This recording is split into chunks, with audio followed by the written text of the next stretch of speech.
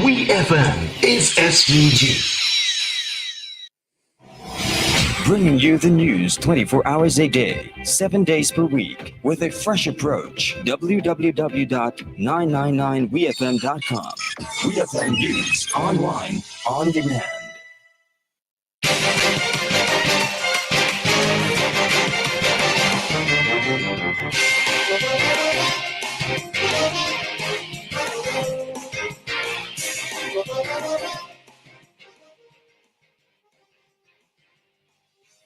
Welcome to WEFM's Midday News, sponsored by Klein 27th Limited.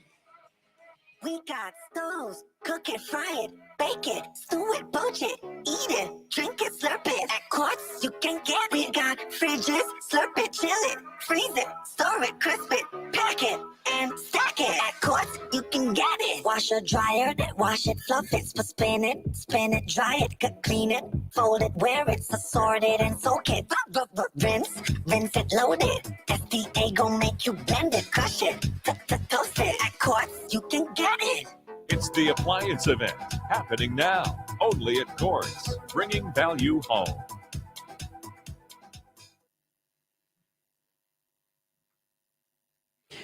Welcome back to WEFM's Midday News. I'm your presenter, Jessica Klein.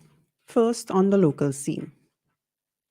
Parliamentary representative for Maricourt, St. Clair Prince, says he is happy with the completion of repair work on the Hopewell Richland Park Road. In comments made by the minister on social media, he said, "Finally, the asphalting of the Hopewell Richland Park route is complete. The IPCON finished up the finishing touches today, Tuesday, June 27, 2023. For much too long, this route tried the patience of all stakeholders, including drivers, homeowners, kids, business people, and pedestrians. Although we are all disappointed by how long it took to complete it, we are pleased that this part is over." The Ministry of National Mobilization began their child and gender risk assessments on Monday, 26 June 2023, following the passage of Tropical Storm Brett. This is to determine what social safety net measures are needed for affected households, especially children and women. The ministry performed social assessments of households over the weekend, with 8 evaluation teams sent to both the Windward and Leeward coasts.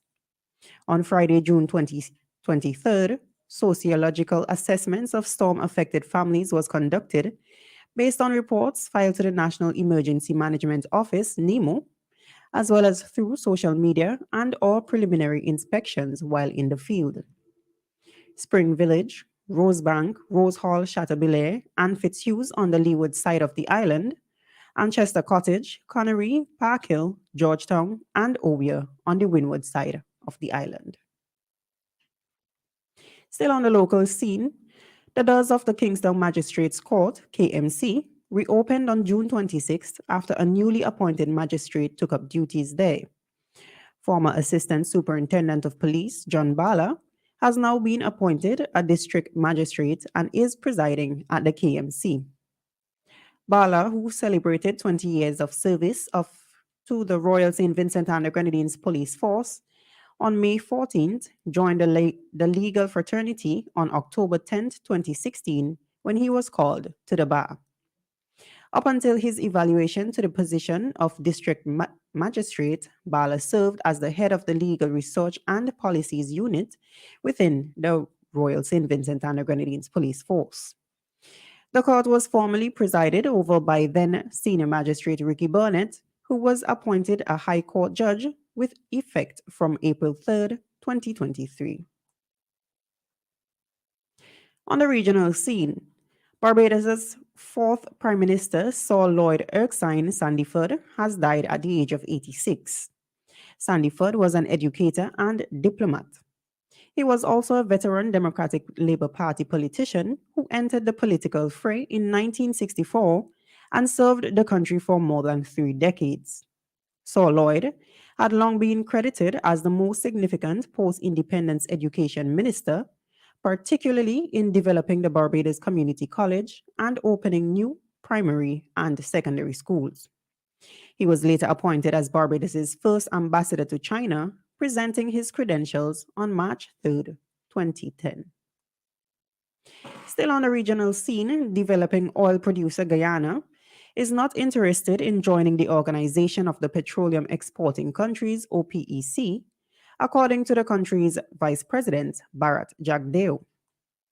The Vice President's comment came on Monday as the South American country looks to rapidly boost production and attract new operators. Guyana has become one of the fastest growing crude oil producers in the world since it started producing oil commercially in 2019. According to Jagdeo, Guyana has been invited to attend OPEC's international seminar in July. He said, "We were not officially invited to join OPEC. That is not something we are interested in. We have been invited, however, to participate in OPEC meetings." The Ministry of Natural Resources to Guyana said the country was invited to attend the July meeting in Vienna and participate in a ministerial panel on diversifying energy economies. On the international scene, an Italian teacher who was sacked for 20 years of absence in 24 years at schools near Venice has vowed to tell her side of the story. BBC reports state Cinzia Pauline De Leo was dismissed in 2017 after she reappeared for 4 months and triggered complaints. Italy's highest court confirmed the dismissal after a legal battle, saying her absence showed a permanent and absolute ineptitude. The secondary school teacher, who specializes in history and philosophy, said she had documents to prove her story. She said, "I will reconstruct the truth of the facts of this absolutely unique and surreal story," adding that, "I don't answer questions from journalists thrown around that wouldn't do justice to the truth of my story." And in sports, England's men's Test captain Ben Stokes has said that England's players will do all they can to ensure cricket is a sport for everyone. This followed a publication of a landmark report on discrimination, revealed widespread racism, sexism, and elitism at the heart of the game. Published on Tuesday, the Independent Commission for Equity in Cricket, ICEC, report states it found racism remains entrenched in the sport, that women routinely encounter sexism and misogyny, and that women are treated as subordinate to men within cricket. On the eve of the second Ashes Test against Australia, Stokes read from a prepared statement to acknowledge the Commission's findings. He said, "I want to make it clear, I have not read the report as it only came out last night. To the people involved in the game who have been made to feel unwelcome or unaccepted in the past, I am deeply sorry to hear of your experiences." This has been WEFM's Midday News, brought to you with the kind compliments of Corson Vincent Limited. I have been your presenter, Jessica Klein. Join us again at 3 p.m. for WEFM's 3 p.m. news, and we thank you for listening. Wait and see, wait and see, wait and see, wait and see.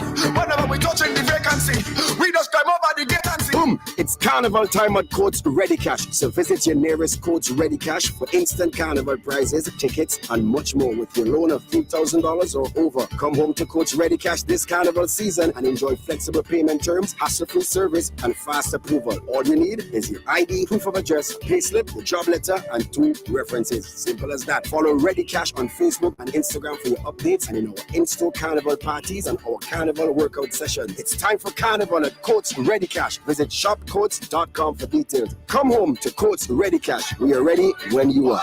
Everybody push something in the air. And just a reminder, coming up at 12:30, it's WEFM's Viewpoint. It's Viewpoint.